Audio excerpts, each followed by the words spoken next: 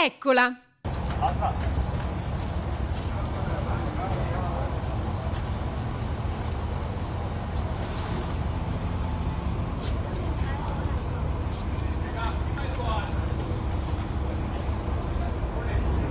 La storica edicola di Walter Mutti, in fondamenta delle zattere che la notte dello scorso 12 novembre è stata trascinata via dalla furia dell'acqua inabissandosi nel canale della Giudecca, è tornata al suo posto.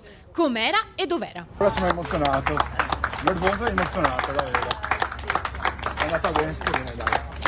L'edicola era diventata suo malgrado una delle immagini più significative di quella notte.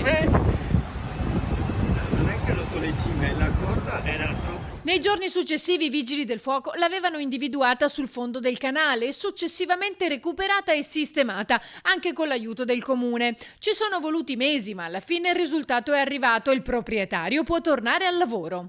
Finalmente emozionato come fosse la prima volta, davvero, guarda, incredibile.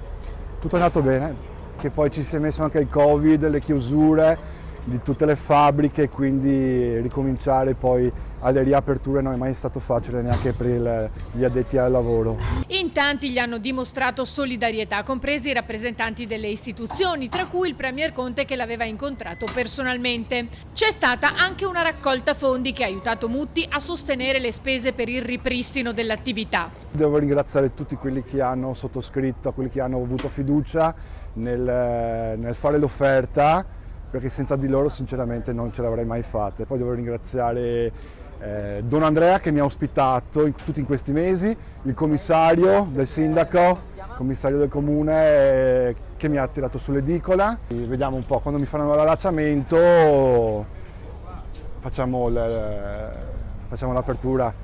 Tra un paio di settimane faremo una bella bicchierata. Sì. La struttura dovrebbe essere assicurata a terra con un sistema a protezione dall'acqua alta.